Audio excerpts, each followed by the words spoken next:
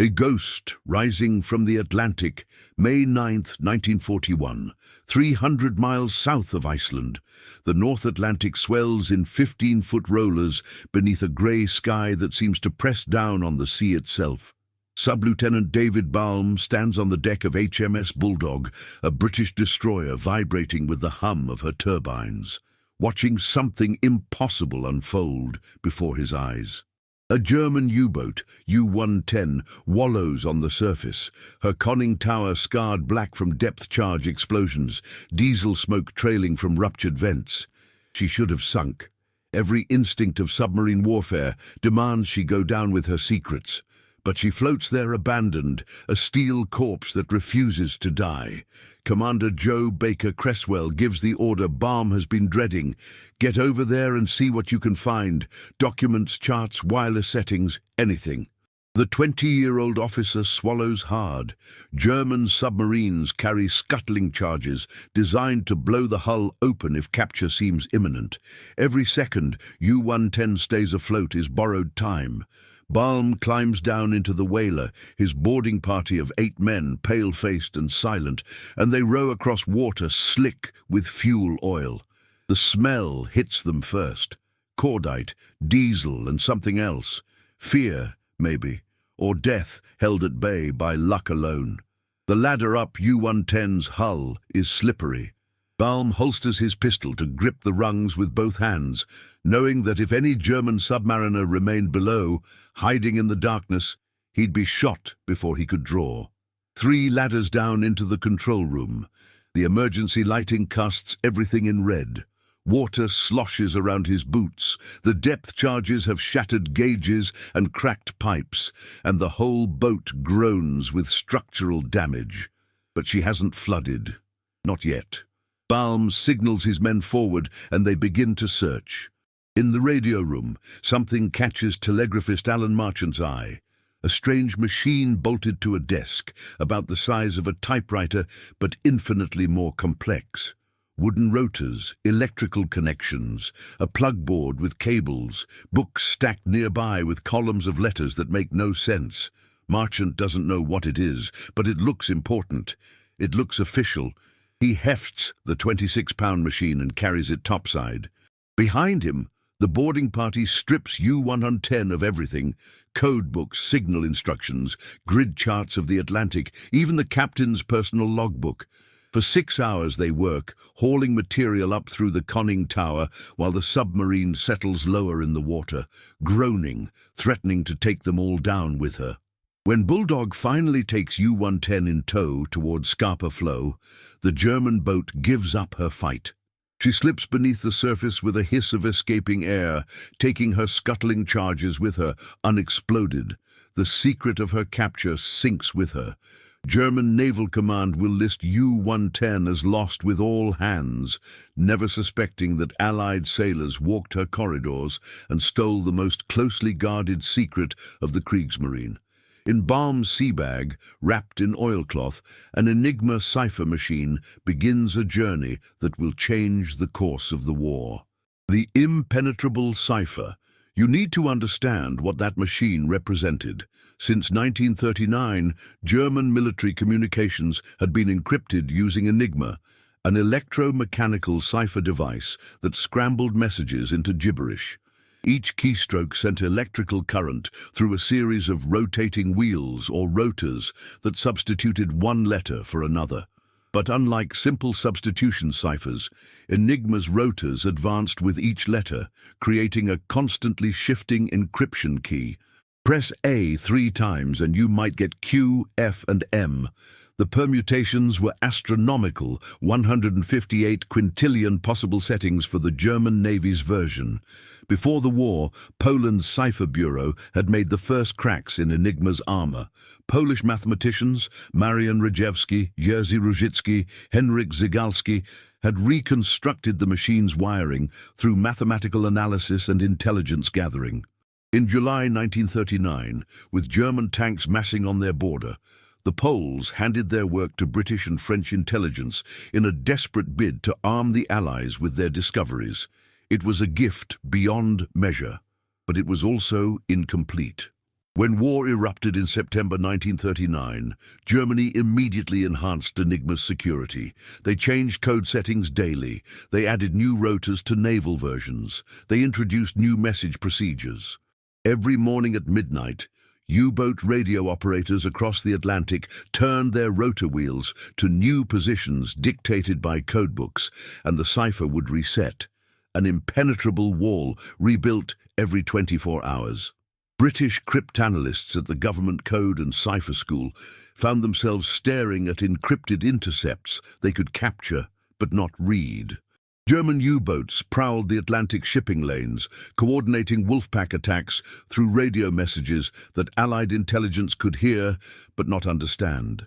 Ships died by the hundreds. Convoys scattered. Britain began to starve. By early 1941, German submarines were sinking merchant ships faster than Allied shipyards could replace them.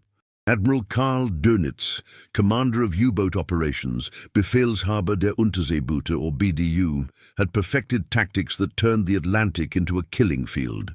His Wolfpacks formed picket lines across convoy routes, spacing submarines far enough apart that merchant ships couldn't slip through undetected. When one boat spotted a convoy, it radioed position reports to BDU headquarters in occupied France. Dönitz would vector other U-boats to the contact, assembling packs of 10 or 15 submarines that shadowed the convoy by day and attacked at night on the surface, where their diesel engines gave them speed advantage over the plodding merchant ships. The coordination required constant radio traffic. BDU transmitted orders, U-boats acknowledged, spotting submarines sent position updates, all of it encrypted with Enigma, all of it unreadable. The Allies could use high-frequency direction finding, HFDF, called Huff-Duff, to locate transmitting U-boats. But that only told them where submarines had been, not where they were going or what orders they'd received. The Wolfpacks operated with impunity, invisible in their intentions, until torpedoes struck home. Bletchley Park and the breaking point. 50 miles northwest of London, an ugly Victorian mansion called Bletchley Park became Britain's most important military installation. The Government Code and Cipher School evacuated there in August 1938, and by 1940, Bletchley had transformed into a cryptanalytic factory. Wooden huts sprouted across the grounds, each one housing teams of codebreakers, linguists, and intelligence analysts. The place operated 24 hours a day, shifts cycling through at 8-hour intervals, intercepted German radio messages pouring in by motorcycle courier from listening stations scattered across Britain. Alan Turing arrived at Bletchley Park on September 4, 1939, the day after Britain declared war. The 27-year-old mathematician had already published groundbreaking work on computational theory, but theory wasn't what Britain needed. It needed someone who could think in pure logic, who could see patterns in chaos, who could build machines to fight machines. Turing took charge of Hut 8, the section dedicated to breaking German naval enigma. The challenge consumed him. The Polish breakthrough had given Bletchley the machine's internal wiring, but that wasn't enough. You had to know the daily key settings, which rotors were installed, in what order, at what starting positions, and how the plugboard cables were connected. Without those settings, an Enigma message was still unreadable noise. The Germans used codebooks to distribute settings, and those books changed monthly. Capturing a codebook meant capturing a U-boat, and U-boats fought to the death. Turing's solution was the bomb, a 6-foot-tall electromechanical computer that tested Enigma settings at high speed. Working with engineer Gordon Welchman, Turing designed rotating drums that simulated Enigma rotors, wired together to test thousands of potential settings per hour. The bomb couldn't read messages directly, but it could eliminate impossible settings, narrowing the search space until human cryptanalysts could finish the work. By mid-1940, Bletchley was reading Luftwaffe and Wehrmacht Enigma traffic with increasing success. But naval Enigma, the U-boat cipher, remained impenetrable. The Kriegsmarine used more complex procedures, additional rotors, and tighter message discipline. Then U-110 surfaced, damaged and doomed, and David Balm's boarding party changed everything. The captured Enigma machine arrived at Bletchley Park in May 1941, along with codebooks, short signal books, and operational manuals. For the first time, Turing's team could see inside the German Navy's cipher system. They could validate their theories, test their bombs against known settings, refine their techniques. By the end of May, Hut 8 was reading U-boat messages. The intelligence product received a designation that sounded mundane but carried the highest security classification in the British government: Ultra. The word meant nothing by itself, a simple label for signals intelligence derived from high-grade ciphers, but it became synonymous with Britain's most closely guarded secret. Only a handful of commanders knew Ultra existed. Churchill knew.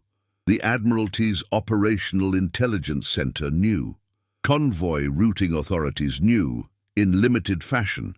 But the intelligence came wrapped in lies designed to protect its source. When a U-boat was sunk because Ultra had revealed its position, the Admiralty would fabricate a cover story. A patrol aircraft had spotted it, or HFDF had triangulated it, or a merchant ship had reported it. Never the truth.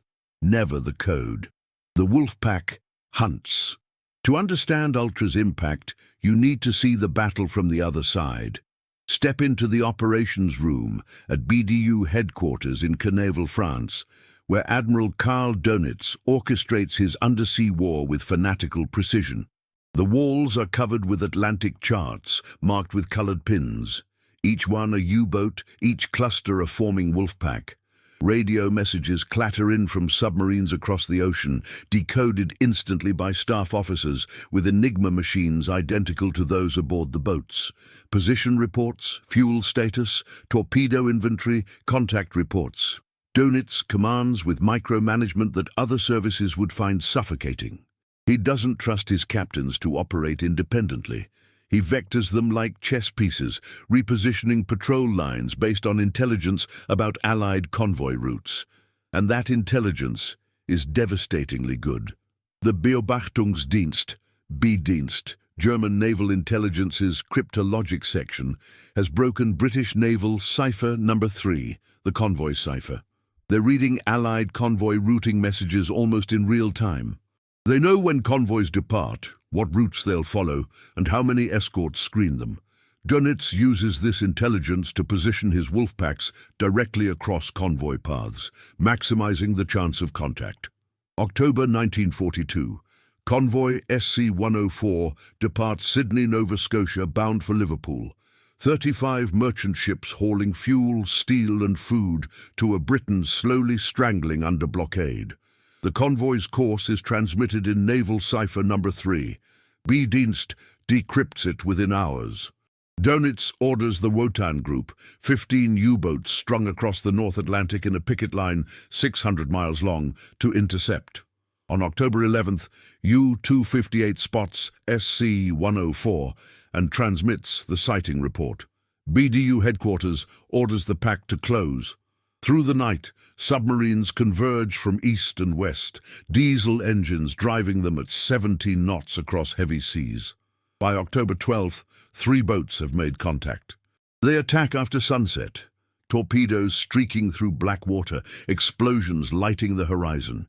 8 merchant ships go down over 5 days, fuel tankers rupturing in fireballs, ore carriers capsizing in minutes, freighters breaking apart under torpedo impact. The escorts fight back desperately. HMS Fame rams and destroys U-353 on October 16th, nearly sinking herself in the process. HMS Potentilla damages U-254 with depth charges. But 8 ships still die, and the Wolfpack survivors scatter to hunt again. 1 month later, convoy SC-107 loses 15 ships in 4 days. The Wolfpacks are winning. In 1942, U-boats sink over 2,100 Allied vessels, 6 million tons of shipping. New submarines are joining the fleet faster than Allied anti-submarine forces can kill them. Dönitz has nearly 400 operational U-boats by early 1943, and he's using them with ruthless efficiency. Every successful convoy battle justifies his faith in Wolfpack tactics. Every sinking proves the value of centralized command and constant radio communication. He doesn't know that every transmission is being intercepted. He doesn't suspect that his cipher has been broken. The invisible hand. The submarine tracking room in the Admiralty's Operational Intelligence Center operates in a secrecy beyond secrecy. The room itself is sealed, guarded, accessible only to officers with ultra-clearance. Inside, intelligence officers plot U-boat positions on a vast wall chart of the Atlantic. Each position comes from Ultra, decrypted messages revealing where submarines are, where they're going, what orders they've received. When BDU orders a Wolfpack to form a patrol line, the tracking room knows within hours. When a U-boat reports low fuel and heads for base, they track it. When Dönitz repositions boats to intercept a convoy, they see it coming. This intelligence reshapes the entire Battle of the Atlantic. Convoy routing authorities receive sanitized Ultra reports and reroute convoys around known U-boat positions. A westbound convoy scheduled to pass through Grid Square AK-15 gets diverted 100 miles north because Ultra has revealed 3 submarines waiting in ambush there. The convoy sails through empty ocean. The U-boats wait for targets that never appear.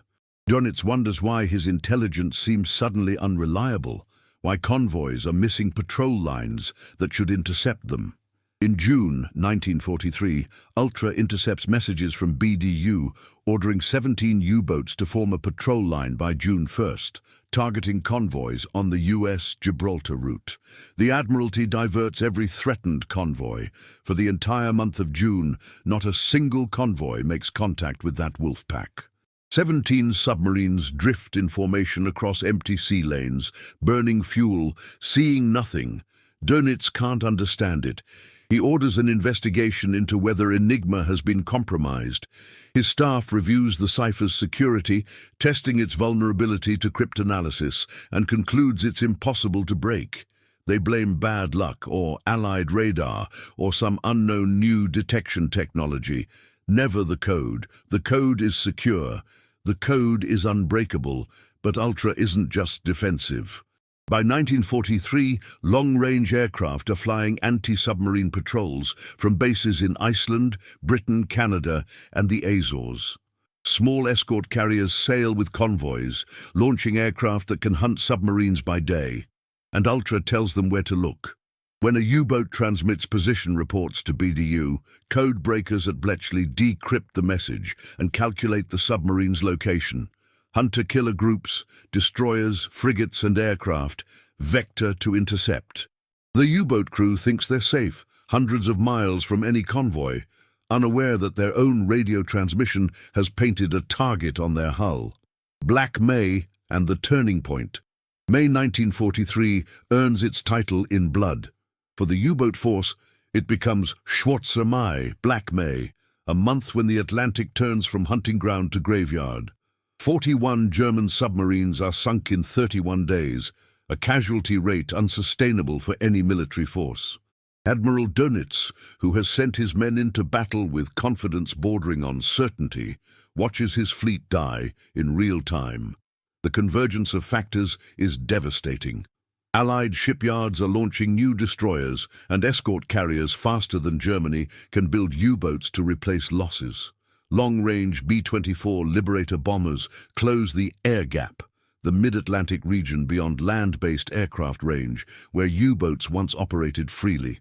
Centimetric radar, operating on wavelengths German submarines can't detect, allows aircraft to spot surfaced U-boats at night when they're most vulnerable. New ahead-throwing weapons like Hedgehog allow escorts to attack without losing sonar contact. And threading through all of it, invisible, is Ultra. Convoy ONS-5 in early May becomes the turning point. The westbound convoy is attacked by a massive Wolfpack, over 30 U-boats coordinated by BDU in one of the largest concentrations of the war. But Ultra has given Allied commanders advance warning. Extra escorts join the convoy. Support groups, Additional warships freed from other duties converge on the battle zone. Aircraft maintain constant coverage. When the U-boats attack, they find themselves in a killing box.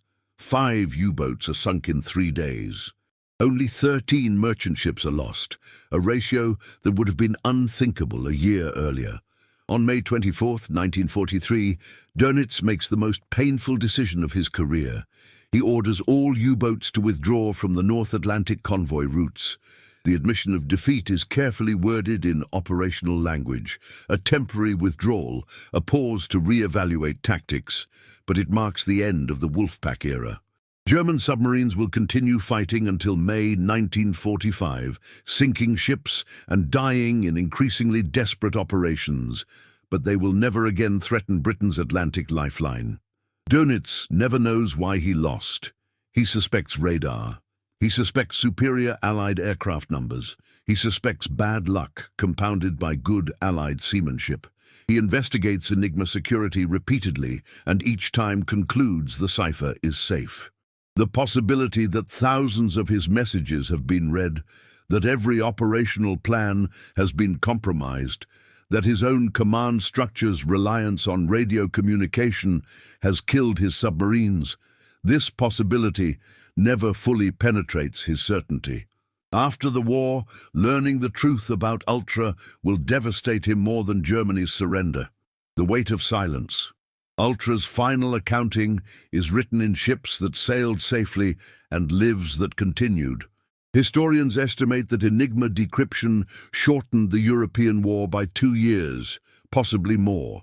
In the Battle of the Atlantic specifically, Ultra allowed the Allies to route convoys away from Wolfpack patrol lines month after month, year after year. Ships that would have been torpedoed reached port.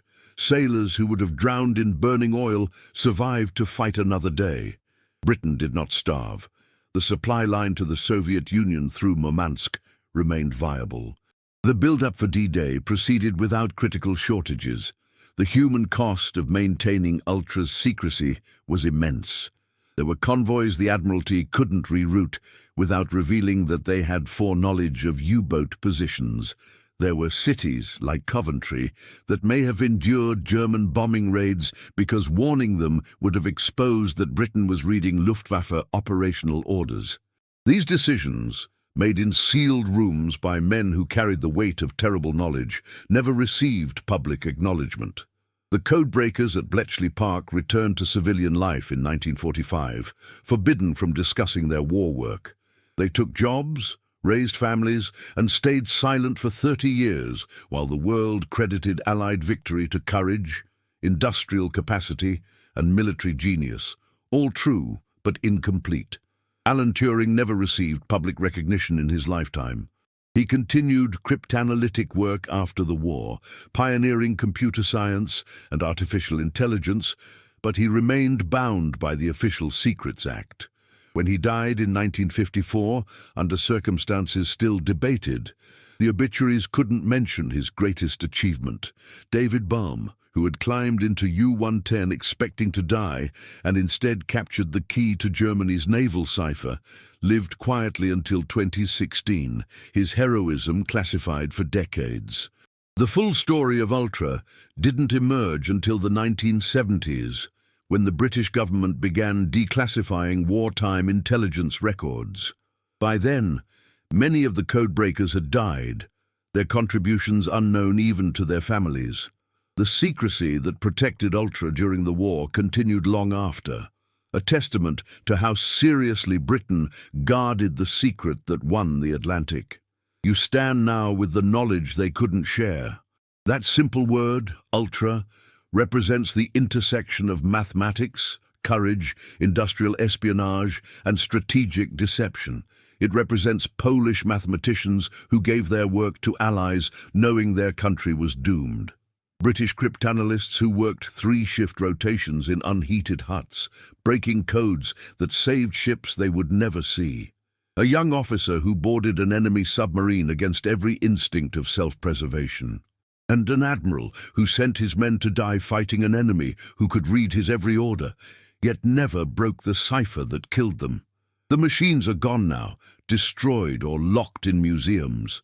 The intercepts are archived, yellowing paper in government vaults. But the principle remains. Sometimes the greatest victories are silent, achieved by people whose names you will never know, operating in secrecy so complete that even victory must be concealed. Ultra was just a code word on paper. In practice, it sank dozens of Wolfpacks and cut years off a war that was consuming the world. And for 3 decades, almost no one knew.